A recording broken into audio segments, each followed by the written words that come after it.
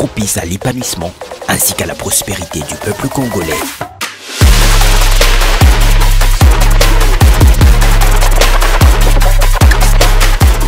Congo 26 Télévision, la chaîne de l'unité nationale.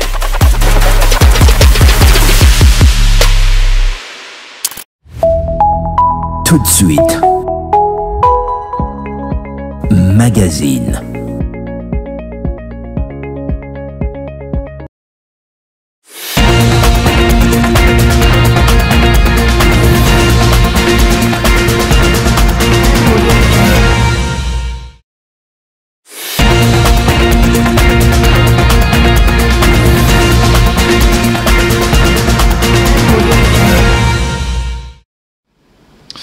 Bienvenue, je pense que nous passerons des bons temps d'antenne et vous êtes très nombreux scotchés à nous suivre de partout cette semaine.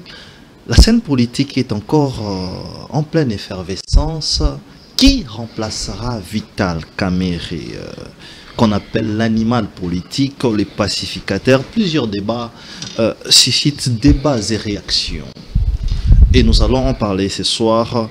Sur le plan sécuritaire, Corneille Nangaa, pour les uns, est en train de pleurer, pour les autres, il réclame la paix.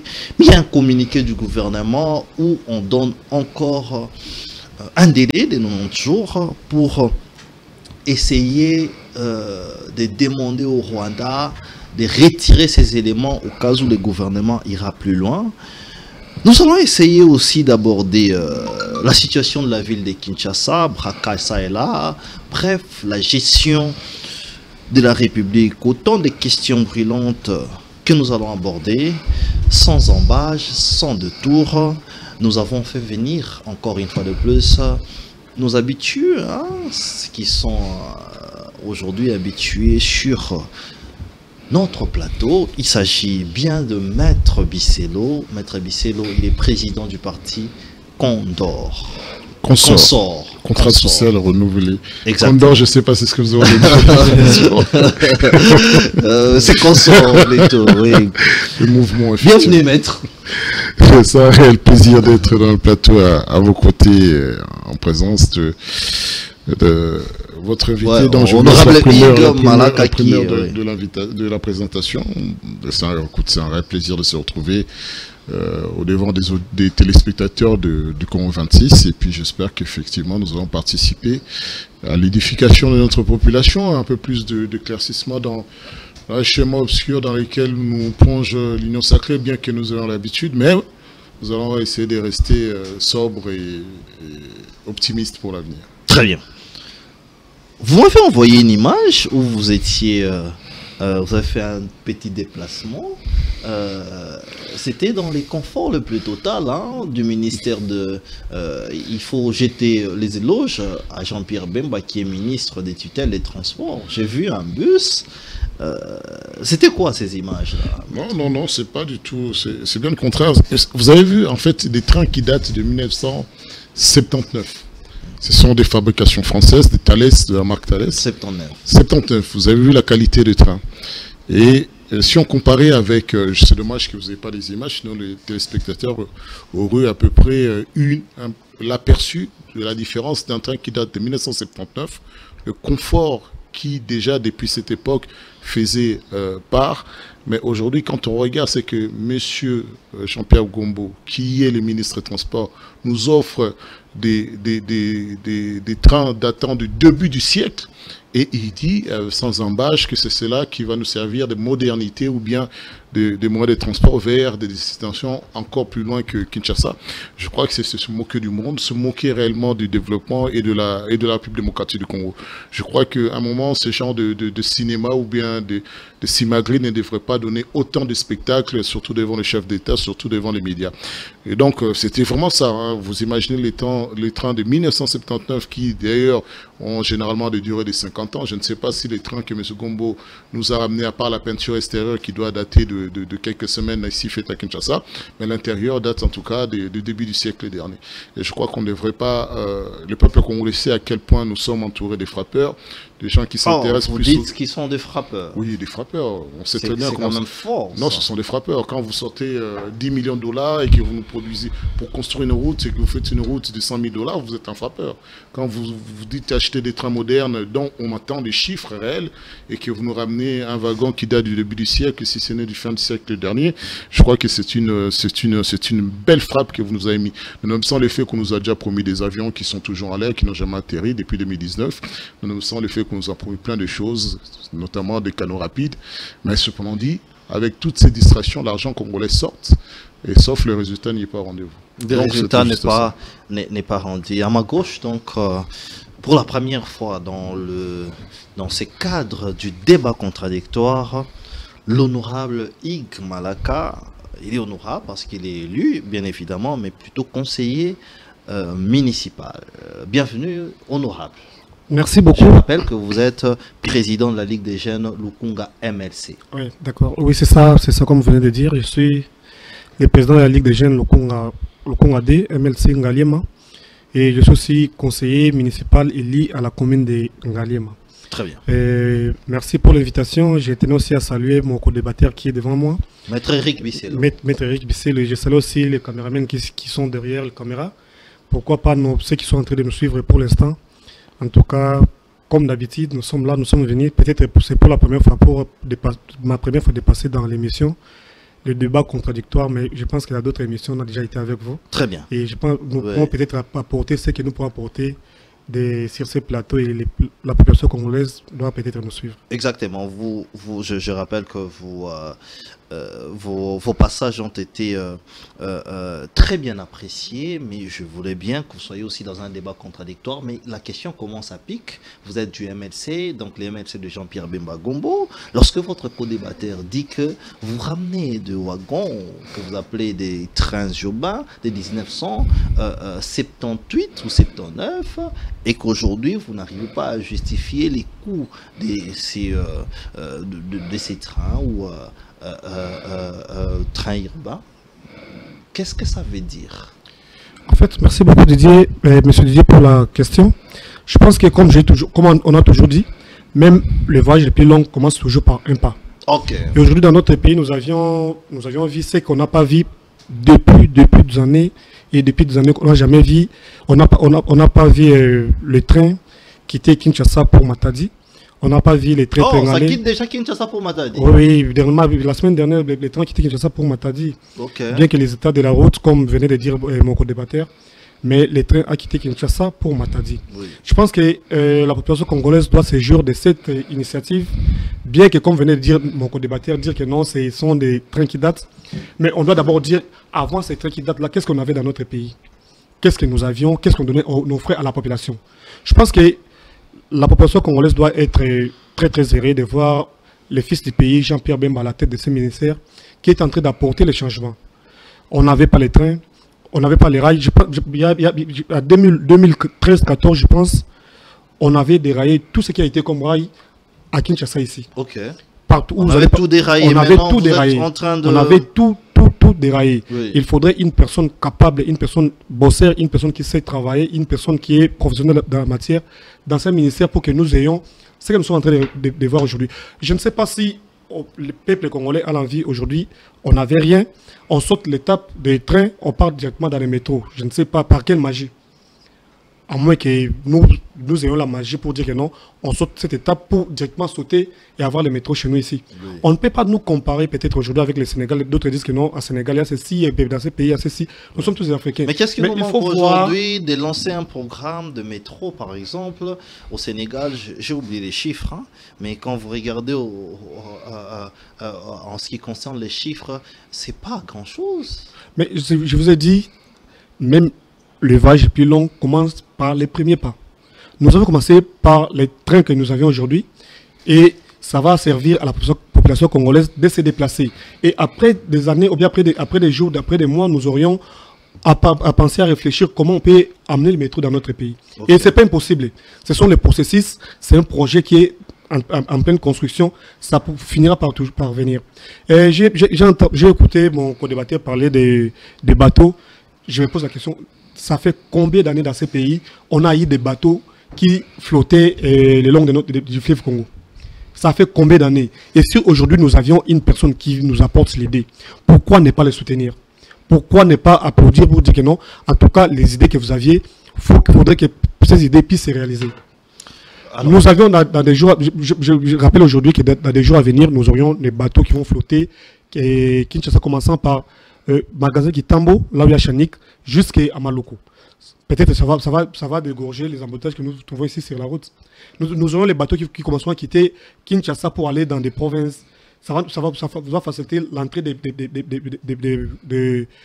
premières nécessités comme les maïs, les foufous, ici à la ville de Kinshasa. Vous voyez?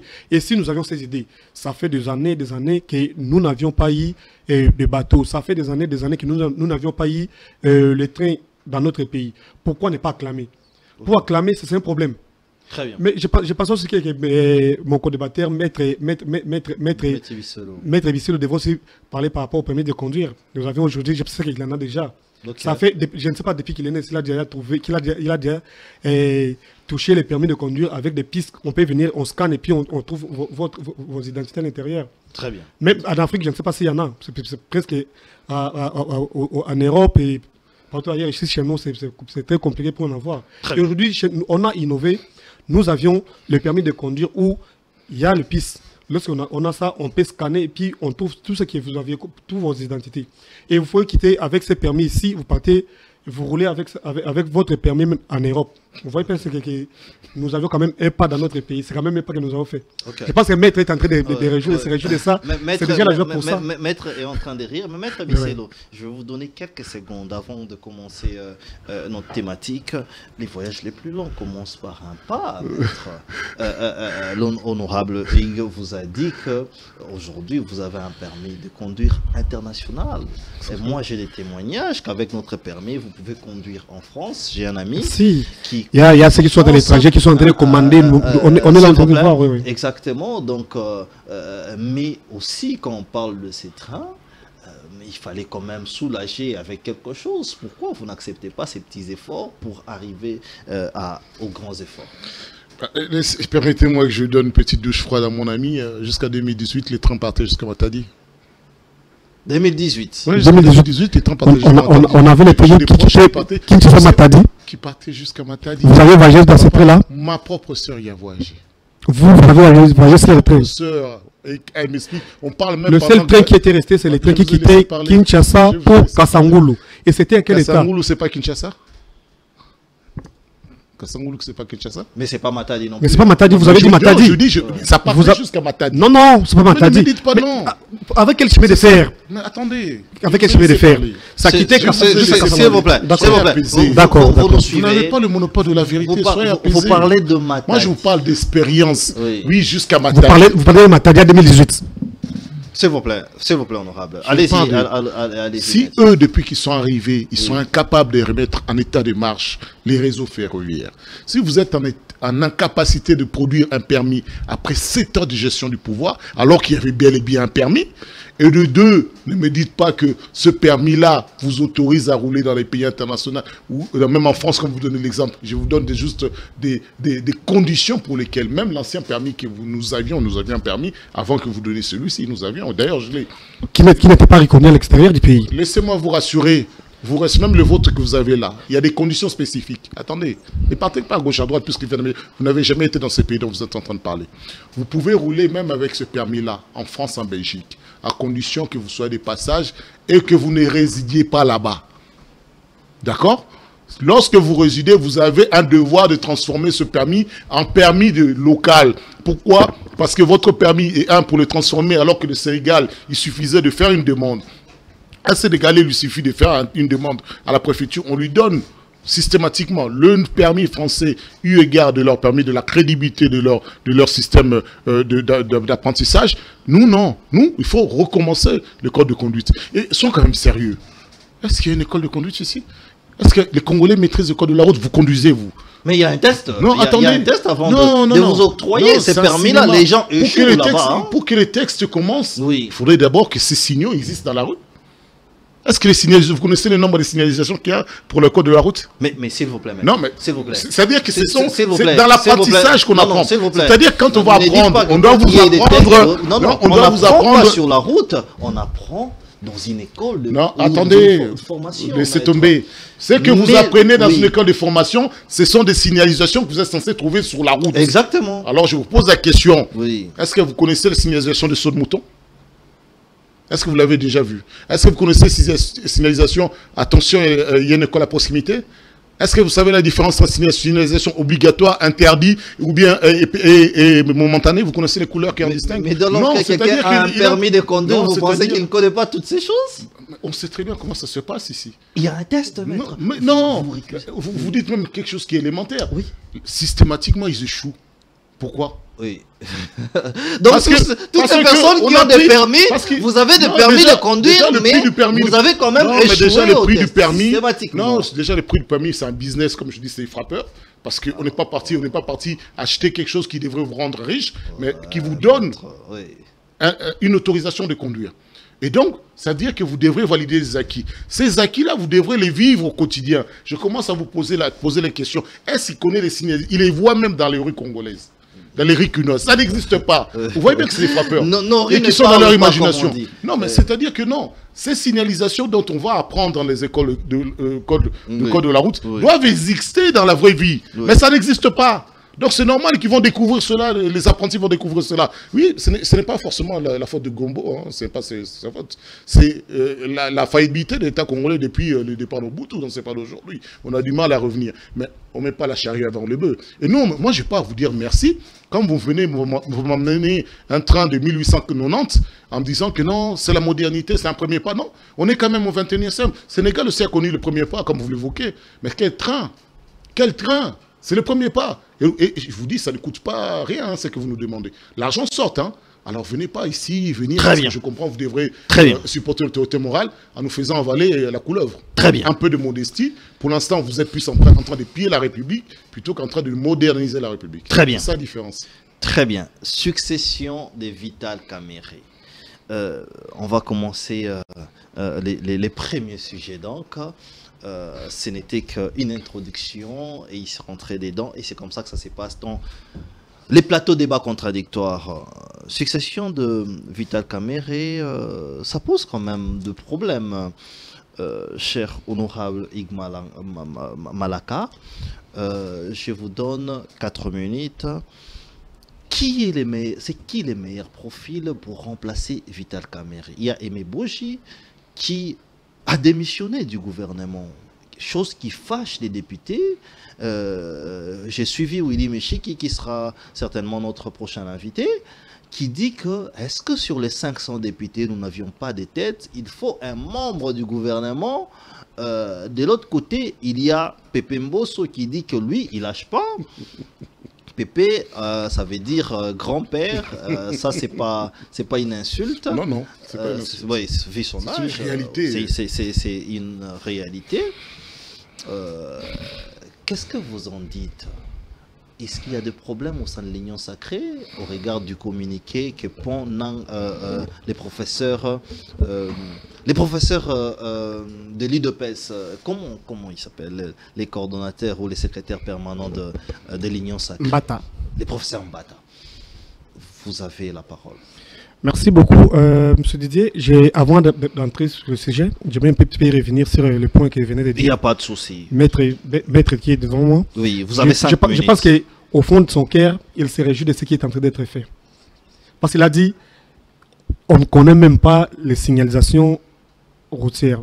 Mais je pense s'il était au centre comme moi, il a vu comment on est en train de former les gens.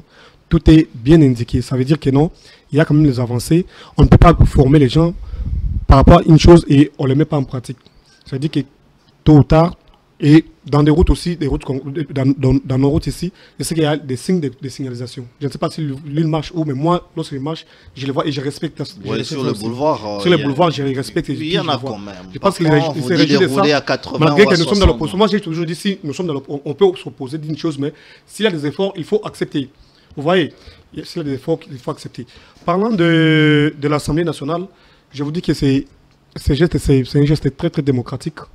Et si nous voyons ceci, on est en train de voir les avancées de la démocratie dans notre pays. Petit à petit, nous voyons que notre pays est en train d'avancer. Nous avions... Avancer comment? En quoi? En ce qui concerne la démocratie.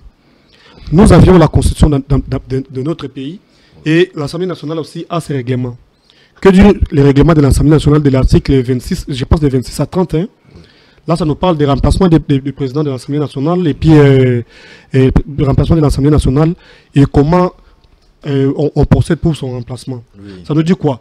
Premièrement, lorsque le président de l'Assemblée nationale est destitué, on voit d'abord dans son parti politique, oui, dans son affiliation politique, si il récompose toujours en majorité, la personne qui va lui succéder doit toujours être de son obédience politique. Et aujourd'hui, nous allons voir qu'en dehors de son parti politique, Vital Kamerhe était dans l'Union Sacrée, qui est aussi une plateforme politique. Et maintenant, ce sont des questions qui devraient être posées. Oui. Est-ce que dans son obédience politique, notre grand-père qu'on venait d'appeler, notre grand-père Mbosso, oui, il en fait partie, et même Boji, c'est la personne la mieux placée. Ce sont des questions qu'on devrait peut-être se poser et analyser. Okay. Même Boji, si nous nous posons des questions et nous analysons, il est de son parti politique, il est de l'INC. Oui. C'est-à-dire que selon les règlements de l'Assemblée nationale, oui, et même Boji, que moi je suis en train de trouver que c'est la personne qui peut vraiment remplacer. Vous pensez que c'est les meilleurs candidats? Oui, pourquoi? Je trouve qu'il est les meilleurs candidats parce que nous avions la loi, on doit respecter ce qui nous demande la loi. Oui. La loi dit que non. Premièrement, si le président de l'Assemblée nationale, il n'a pas eu à quitter les plateformes politiques d'où il appartenait, la personne qui va remplacer doit être de son parti politique. De sa formation politique. Donc Kamerhe doit être remplacé par quelqu'un de sa formation politique. De sa formation politique. Il n'y aura rien à voir avec ce qu'on est en train de dire de la géopolitique. Non. Ici, on nous parle de la politique. Ouais. Il n'y aura rien à voir avec la géopolitique. Mais vous parlez de la démocratie. Laissez-moi vous relancer. Lorsque nous lisons ces communiqués de Mbata, professeur Mbata, il dit clairement ceci. Communiqué très important. L'élection du nouveau président de l'Assemblée nationale. En prévision de l'élection très prochaine d'un nouveau président de l'Assemblée nationale, les profs André Mbata, secrétaire général des permanents, ce qu'il dit, c'est ceci à la fin, c'est que je voulais lire. Il dit les dossiers reçus, donc des candidats, seront transmis à la haute autorité politique de l'Union sacrée pour la décision. Les noms du candidat retenu et de son dossier seront à la suite envoyés au bureau de l'Assemblée nationale. Donc tout ce qu'ils font là, il y a une autorité quelque part qui joue sa carte et que c'est lui qui va choisir, bon aujourd'hui j'ai choisi telle personne. C'est ça la démocratie? En fait, comme je venais de vous dire, oui, nous sommes dans la démocratie, chacun est libre de faire tout ce qu'il veut. Mais ça, c'est un ordre. Tous les députés nationaux qui sont là, ça, ils peuvent postuler comme les devoirs leur demandent. Oui. Mais nous n'avons pas oublié qu'ils sont dans l'Union sacrée. Oui. Et l'Union sacrée a un leader. Comme vous venez de le communiquer de Honorable Mbata, il y a un leader qui doit choisir que non. Bon, après avoir récolté ou bien recensé toutes les informations que nous avions, voilà les candidats que nous allons placer pour le compte de l'Union sacrée. Oui. Mais ce n'est pas dit que non, si le candidat a été choisi par l'Union sacrée, ce sera nécessairement les présidents de l'Assemblée nationale. Non. Okay. Ce n'est pas ça. C'est notre plateforme politique. Oui. Tout en sachant que c'est l'Union sacrée qui est majoritaire à l'Assemblée. Voilà, c'est à partir de là qu'ils vont peut-être... On peut être majoritaire dans l'Assemblée. Et c'est les candidats qu'on doit choisir. Il doit convaincre les députés et les députés nationaux qui sont là. Est-ce que les candidats que les présidents ou bien l'Union sacrée doivent choisir, oui, ils seront obligés d'être élus. Mais les gens qui vont choisir, ce sont les députés nationaux. Ce n'est pas les présidents de la République. Très bien. Haute autorité, il va juste choisir dans l'Union sacrée, qui est leur plateforme politique, dire que non, voilà notre candidat, c'est elle. Très bien. Et il laisse à disposition des élus nationaux. Merci. À la disposition de la population, parce que les élus nationaux, c'est la population qui les a votés. Très bien. Maître Bisselot, vous avez aussi 5 minutes. Qui pour remplacer Vital Kamerhe. Nous avions vu tout ce qui se passe. Quelle est votre analyse par rapport à tout ce qui se passe? Je comprends, toi, que mon cher co-débatteur est très très mal à l'aise parce que je ne sais pas, il nous parle de celui qui doit le remplacer doit être même parti politique.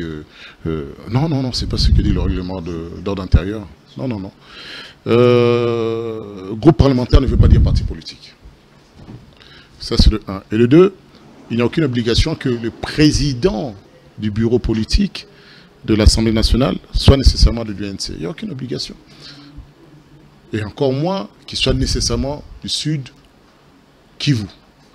Mais étant donné que Vital Kamerhe a été fait partie de l'Union sacrée, et c'est désordre permanent que nous rapporte l'Union sacrée. Vous appelez ça désordre permanent. Pourquoi désordre permanent? Parce que lorsque les Congolais vont élire le député national, ils ne vont pas pour les élire pour qu'ils passent 6 mois à essayer de savoir comment composer un bureau de l'Assemblée nationale. Mais ils ont les pleins droits. Quand Vital Kamerhe n'a pas bien géré, ils ont les pleins droits de pouvoir. C'est pour ça que je vous dis c'est un désordre. Tout vous est permis, mais tout ne vous est pas utile. Lorsqu'on vous désigne un poste spécifique dans une période aussi charnière, le minimum que vous puissiez faire, vous montrer sérieux à la hauteur des attentes de la population. On a l'impression que ces groupes de gens, quand ils arrivent là, c'est Wenge Moroboye. Moi, Kermes Moroboye, Pesaboye, tout ça là, ils oublient en fait les origines même de leur pouvoir. Et ici, ce qui se passe, ce qui est clair, c'est que Vital Kamerhe devait être éjecté parce qu'il a son propre calendrier, son propre agenda, ses propres ambitions. Mais on est mieux trahi par ses amis, par ses proches, plutôt que par ses adversaires. Aimé Bouge, qui était défenseur de Kamerhe pendant qu'il était en prison en 2021 notamment. Aimé Bouge, qui est de l'UNC, mais jusqu'à ce jour n'a pas encore reçu le quitus de l'UNC, avait déjà commencé à tirer parti et peindre de son propre côté.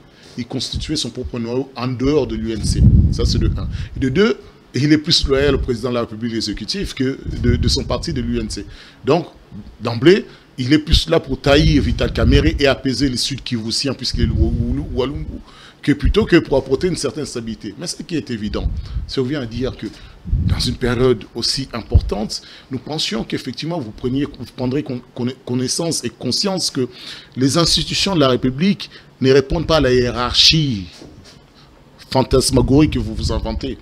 L'Assemblée nationale ou bien le Parlement comme institution n'a pas de hiérarchie d'autorité morale. Ça n'existait pas dans notre Constitution de la République, ni dans le règlement intérieur.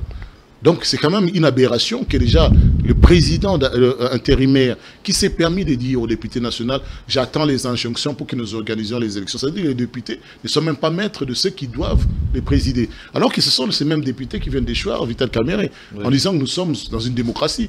Dans une démocratie désordonnée. Mais c'est une famille politique, ils doivent quand même être des communs accords et suivre une idéologie politique. Voilà si on est dans un état sérieux, consciencieux, on avait des acteurs politiques sérieux, eu égard au danger que traverse la République, eu égard que une grande partie de l'Est est occupée, eu égard dans l'instabilité économique et sociale qui vit le Congolais, étant donné que c'est l'Union sacrée qui est le maître d'orchestre, aurait pu résoudre ce problème si ce n'est Vital Kamerhe ne posait pas de problème en soi. Ils ont pu dire, mais écoutez, il y a quelques inquiétudes de la part des députés qui sont là, notamment sur les soins, une gestion opaque. Vous nous apportez la lumière, ça s'arrête là. Ça se passe comme vous avez l'habitude de vous trouver chez Maman Marthe ou chez l'autorité morale, mais ça aurait pu s'arrêter là. Mais qu'est-ce que non, mais lui, il est du MLC, il n'est pas d'élu de PES. Hein. Oui, mais c'est l'Union sacrée. C'est l'Union sacrée. Toute l'Union sacrée. Même Jean-Pierre Bemba se retrouve chez Maman Marthe. L'autorité de l'Union sacrée, Jean-Pierre Bemba. Il était l'un de cette autorité de l'Union sacrée. À côté de Maman Marthe. À côté de Maman Marthe. Eux tous, ils allaient chercher conseil là-bas ou bien l'assentiment. Donc, soyons sérieux. C'est la maman du président. Ça me rassure que c'est la maman du président, c'est pas la maman de l'institution Parlement de la République, c'est pas la maman Elle a de la chasseuse, il faudrait de temps à autre ne m'amenez pas vers un terrain où je ne serai pas du tout courtois, parce que je suis plus un républicain plutôt qu'un me peindre dans les fantasmagories. Non, mais la courtoisie a des limites. C'est que vous dites Est-ce que vous savez que nous sommes africains? Si vous n'avez pas de sagesse pour gérer... En Afrique, si un vieillard meurt, c'est une bibliothèque qui se brûle. Ouais, un vieillard à condition que déjà... Ça veut dire en condition que les vieillards sont des bibliothèques. Donc vous considérez que Maman Marthe, qui est une bibliothèque vivante, ambulante, a des conseils à donner dans une république aux parlementaires parce qu'elle a lu un livre de droit, un livre parlementaire, elle a été députée nationale, ou bien elle a exercé des fonctions. L'expérience en termes de pouvoir. Elle a de l'expérience. Je ne me souviens pas du président du vivant. Je ne me souviens pas du vivant du Sphinx que ma maman a eu à moi dire sur la gestion de l'UDPS. Allez-y, il vous reste 1 minute. Donc, à plus forte raison, et Mboj est plus là pour trahir, pour montrer effectivement, pour calmer plutôt les Sud-Kivoussiens que non, ce n'est pas une guerre contre vous, les Sud-Kivoussiens, restez toujours dans la marmite. D'ailleurs, ils vont disséquer, ils vont dépecer l'Union sacrée, et particulièrement l'UDPS, ils vont dépecer l'UNC pour pouvoir affaiblir au maximum l'ennemi juré. Vous pensez que Christophe Mbosso n'a pas de chance? Oh, mais nous, moi, je ne me fie même pas à une question de chance ou pas, puisque c'est une mascarade qu'ils nous font, ils savent déjà c'est ce qu'il en retourne. D'ailleurs, ils recevront l'injonction. Ils ont reçu l'injonction de qui? Il doit venir du gouvernement de la République pour démissionner, pour intégrer, pour participer aux élections. C'est vraiment pathétique. Très bien. Déjà, Mbosso qui a toujours dit qu'il était la caisse de résonance de l'exécutif national. Moi, ça m'a toujours choqué qu'on puisse avoir cet âge-là.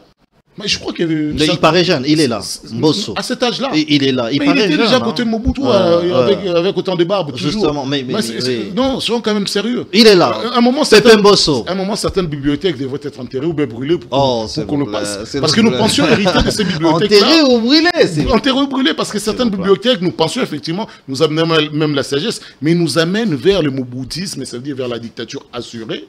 Comme il a toujours dit, je suis la caisse de résonance, je suis la caisse de résonance du désordre de paiement, des tricheries, de la gestion opaque des choses, ben, ce sont des gens qui n'ont pas réussi à faire évoluer. Très bien. Honorable Hugues Malaka, je vous ajoute 1 minute parce que Maître a dépassé des 2 minutes. Je vous en donne. Il dit que vous avez l'idée de dépiécer l'UNC, d'essayer de faire dormir Walungu ou les gens de là. Derrière cela, il y a les idées de diviser parce que vous avez vu en Caméré un adversaire en avenir. Je pense que mon co-débatteur se trompe. Et aujourd'hui, si on avait cette idée de dépiécer l'INC, je pense que Caméré, c'est un homme qui réfléchit. Il allait déjà quitter l'Union sacrée. Mais aujourd'hui, aviez-vous lu un communiqué de la sorte que Caméré a quitté l'Union sacrée? L'UNC a communiqué pour dire qu'ils n'ont mandaté personne. Je vous dis, juste après le contraire, aviez-vous un communiqué disant que l'UNC a quitté l'Union sacrée? Mais pas du tout. Mais est-ce qu'on a mandaté Boji? Il n'était pas bien servi dans le gouvernement. Je vous ai dit ici, nous avions la constitution dans notre pays. Et l'Assemblée nationale a le règlement d'ordre intérieur, comment fonctionne l'Assemblée nationale.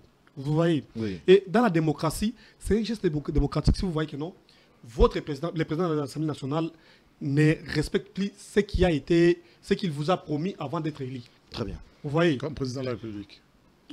Il ne respecte pas ce qu'il vous avait promis avant d'être élu. Vous venez par rapport... Ils ont dit, un président de l'Assemblée nationale qui nous prend comme ses enfants à la maison, il peut venir... Nous sommes des élus comme lui, nous sommes tous des collègues, n'est-ce pas? Oui. Il peut venir dire que non, yo, Kende, c'est la bouille, même devant les gens. Il n'a pas peur il n'a pas peur déjà pour savoir, pas de considération pour dire que non.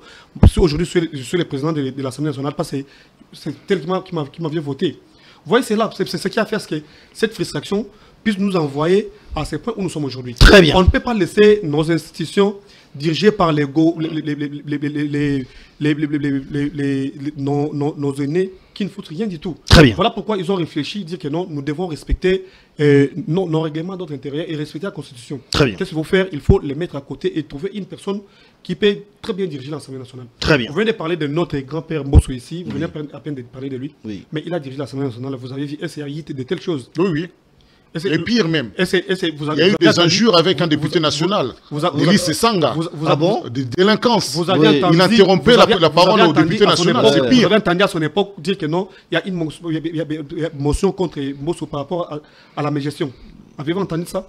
Et si aujourd'hui, il peut rentrer. Donc pour vous, Mbosso a bien géré les parlements. Mais aujourd'hui, je dis que Mbosso est parmi les gens qui ont très bien géré l'Assemblée nationale. Par rapport à la gestion des Caméré, je dis que ceux qui sont là, si vous posez la question à un député national qui a été à l'époque de Mbosso et à l'époque des Caméré, il va te dire que non. En tout cas, moi je trouve que Mbosso est 100 fois plus mieux Vital Kamerhe. Très bien. C'est là où, voilà. Très bien.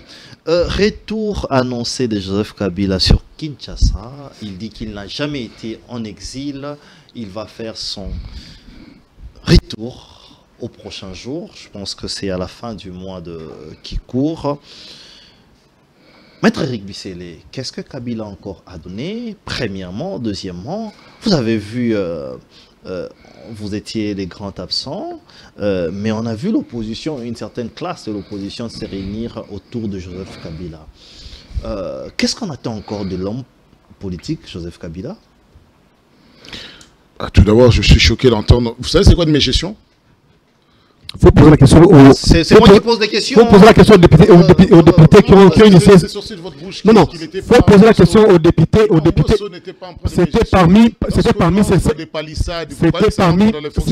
les 5... La mégestion, c'était parmi les 5 points qui ont fait quitter... millions de dollars, vous trouvez que c'est pas la mégestion, ça? S'il vous plaît. Je vous dis que la mégestion, c'était parmi les 5 points qui ont été mentionnés par les députés... Qu'on n'a pas su justifier. Ils ont justifié. Non, pas du tout. Moi, j'ai entendu. Ils ont parlé d'une gestion opaque. Moi, j'ai entendu. Une mégestion, c'est pas une gestion opaque.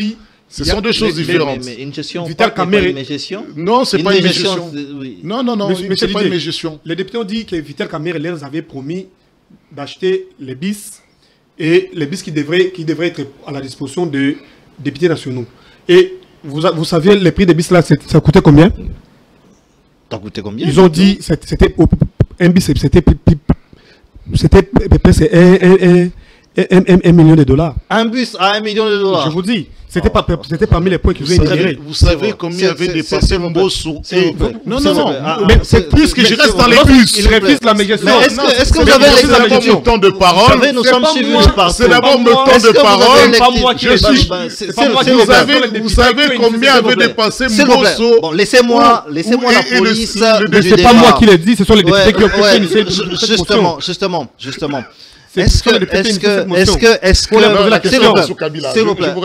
nous allons y aller, mais est-ce que nous pouvons savoir réellement le coût de ces prix, ou soit ce sont des accusations fausses? Mais un conseil, moi j'avais interdit et conseillé à Vital Kamerhe avec ses projets construction hôpital, construction de quoi, parce que je connais comment ça se passe. C'était juste pour vous dire, pour reprendre la police des débats, parce que c'est moi qui conduit les débats. Maître Bissélé, il vous reste 3 minutes. Retour de Kabila. Je vais lui rappeler juste combien nous avez dépensé Mbosso. 90 millions. Allons-y aussi. Vous avez dit ce qu'ils ne sont jamais arrivés. Et moi, je ne comprends pas pourquoi en 3 ans, on a dépensé, il a dépensé 90 millions pour soi-disant des bus. Et alors, vous demandez à Vital Kamerhe de vous acheter encore des bus. Vous n'avez pas honte? Bon, non, soyons sérieux. Parce que là, c'est vraiment une pure distraction de l'Union sacrée, vous avez compris. Hein. C'est pour nous distraire alors que les vrais enjeux se jouent actuellement. Qu'est-ce que peut nous apporter Joseph Kabila en ce temps période? Déjà, nous éviter qu'une dictature s'installe. Joseph Kabila va éviter une dictature? Oui, il peut éviter, effectivement. C'est la seule personnalité politique qui peut faire face à nos amis de l'Union sacrée, particulièrement Félix-Antoine Tshisekedi. C'est quelqu'un qui n'a pas froid aux yeux, qui n'a pas peur de leurs menaces, qui n'a pas peur à ce que vous le dites, comme vous avez eu d'ailleurs tout ce qui vient de se passer ici, là. Dès que vous n'êtes pas pour le pouvoir, vous êtes arrêté ou vous êtes parti en exil. Oui. Mais en tout cas, lui, ce qui vous fait mal, c'est qu'il reste toujours bien reçu, il circule librement dans l'Afrique centrale, il reste considéré, il est incarné d'adresse, et à plus forte raison, vous lui amputez la prise d'une grande partie de l'Est de la République démocratique du Congo. Alors moi, je crois une chose, c'est 12 points qu'il avait déclinés qui ont été récemment adoptés lors de conclave qui vient d'être fait à Kenya, je crois. Oui, en Nairobi. Je crois que tout amoureux de la démocratie, tout quelqu'un qui cherche à ce que son pays aille de l'avant, un véritable patriote devrait y adhérer. Pourquoi est-ce que ça vous fait un mal qu'on dise on va lutter contre la dictature? Vous devrez tous vous réjouir que nous ne sommes pas prêts, nous ne voulons pas aller vers une dictature. Nous sommes déjà passés par la dictature. Et donc c'est une page noire. À lui seul qui va empêcher la dictature. En tout cas, il leur fait mal. À lui seul, il leur fait mal dans tous les points. Parce qu'eux, ils ont la République, ils ont tout. Ils ont les armes, ils ont les institutions, ils ont l'argent, ils ont la planche à billets, ils ont tout. Mais il leur fait mal. Il leur fait mal, il suffit qu'ils disent un mot. Mais moi, je n'ai pas vu cette déclaration de Joseph Kabila disant qu'il viendra atterrir à Kinshasa. Moi, je ne l'ai pas vu. Moi, je ne sais pas d'où ça vient. Ça, c'est certainement de la 12e rue, mais moi, en tout cas, je n'ai pas vu. Mais attendez. Mais ce qui est sûr et certain, il a décliné 12 points et dans ces 12... C'est de l'information, dans ces 12 points, à moins qu'on considère la République démocratique, Kinshasa comme étant la République démocratique du Congo. Oui. Mais quand il était à Goma, il était à la République démocratique du Congo. Quand il était à Bukavu, il était en République démocratique du Congo. Et même dans le sud du Bukavu. Donc moi, je crois que il a décliné fortement ce que les Congolais attendent, c'est-à-dire un pays qui va vers l'émergence plutôt que vers le déclin, un pays où la démocratie va s'installer, une transition du pouvoir qui soit sécurisée, qui soit garantie. Ce n'est pas, on n'a pas besoin d'un nouveau Hitler, on n'a pas besoin de lire un nouveau Mobutu pour 30 ans, on n'en a pas besoin. D'ailleurs, si le mandat du président de la République a été réduit à 5 ans par une constitution qui est la volonté suprême du peuple congolais, mais vous devrez les respecter. Vous dites non.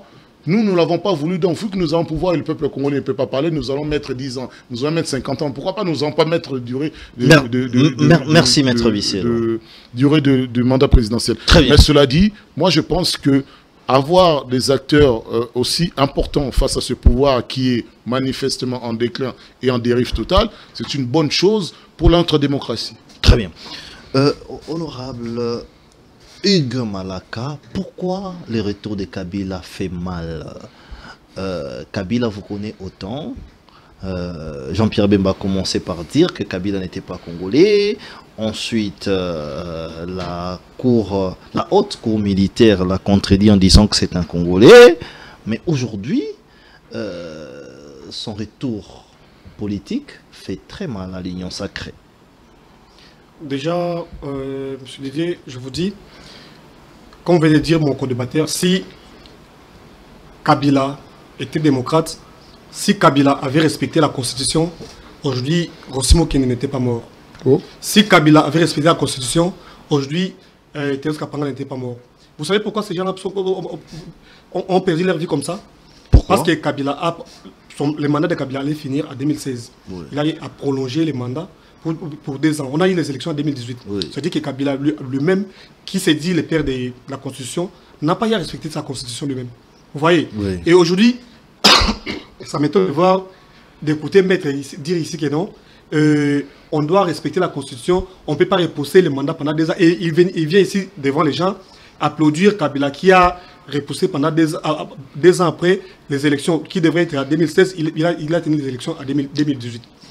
Parlant des retours de Kabila, je sais que... C'était quoi les circonstances atténuantes pour que les élections se tiennent 2 ans après? Il y avait rien de circonstances. Si, Goma était tombé. Il avait juste l'envie de... Non, c'était Goma était tombé. Mais comment il peut me dire que Goma était tombé? Parce qu'en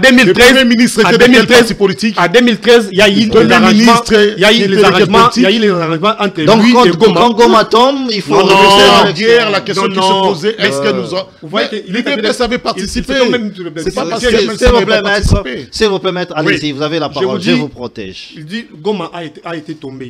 Mais n'est-ce pas, c'est en 2013 qu'on a eu arrangé entre les M23 et le gouvernement en place à l'époque de Mobutu. Okay. Ils se disent aujourd'hui qu'à partir de 2013, tout était déjà fini. Okay. Et qu'est-ce qu'il y a à faire, c'est que nous ayons les élections en 2018? C'est une question.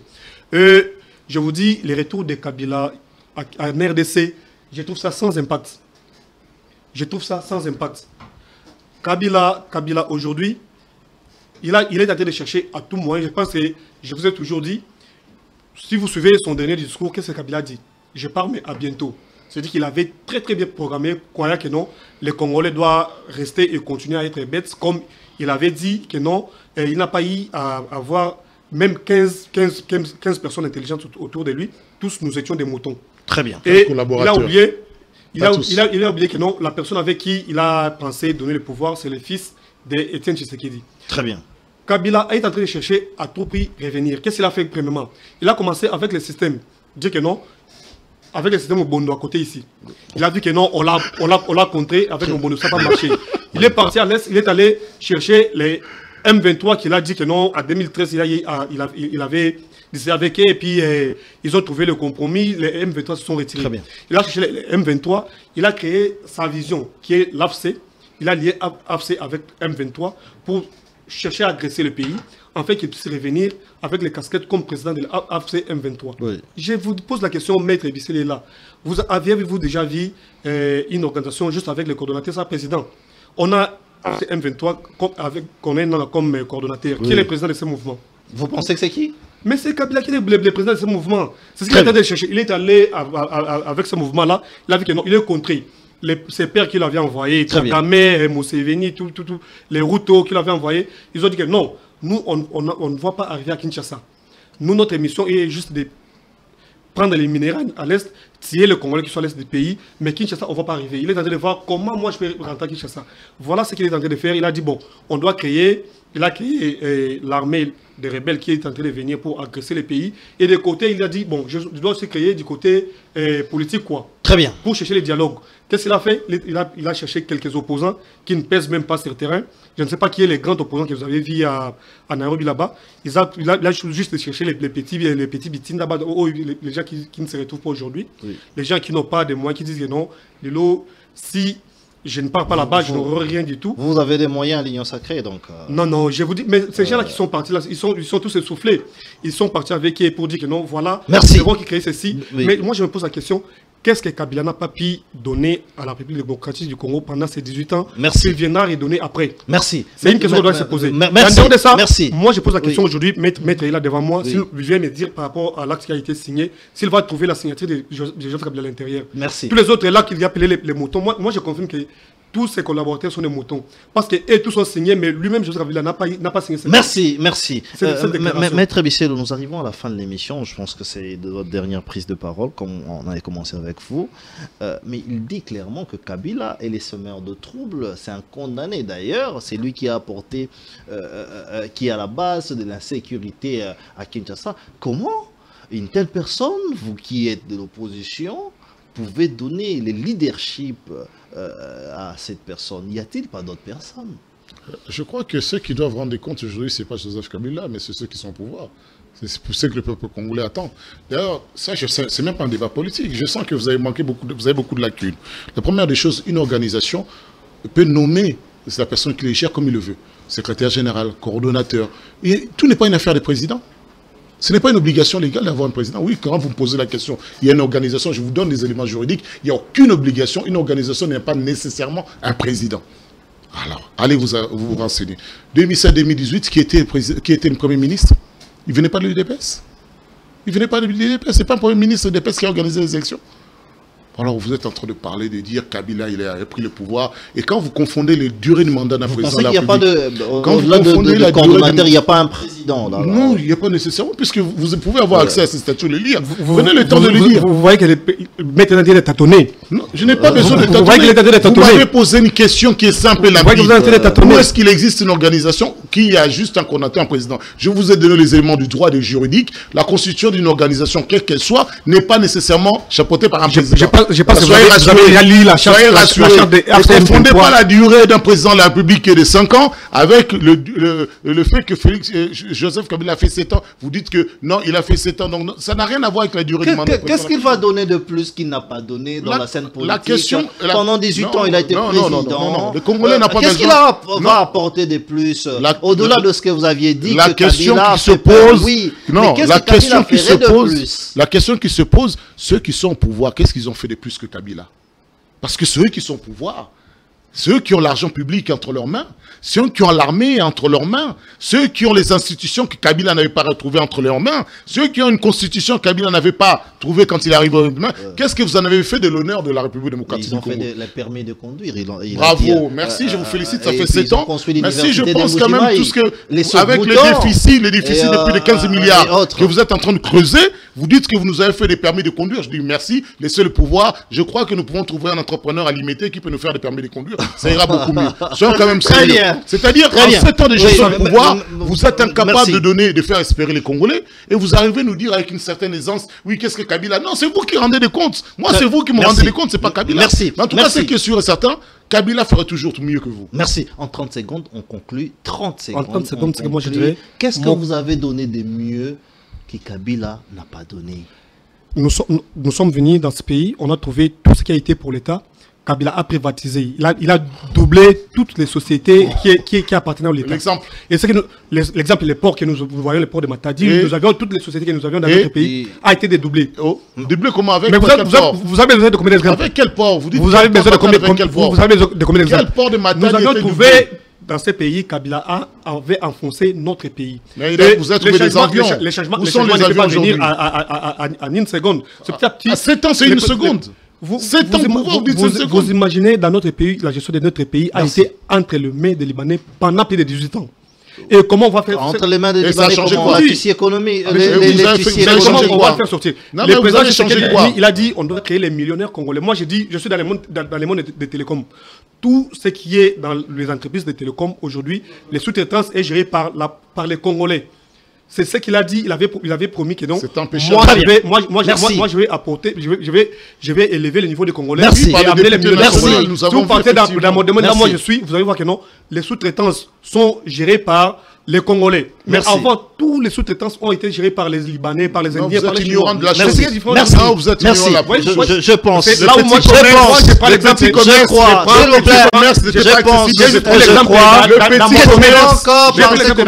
Le petit et nous allons essayer dans notre pays, on est en train de gérer, les Congolais sont en train de serrer les S'il vous plaît.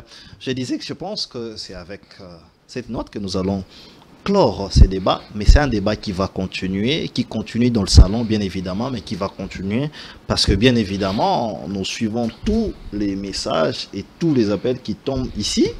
Nous allons voir comment ils vont revenir dans notre temps. Nous vous laissons suivre nos merveilleux programmes. Soyez bien là, vous allez suivre notre programme de sport, un merveilleux programme. Dans notre temps, restez branchés sur nos antennes. Bonsoir chez vous.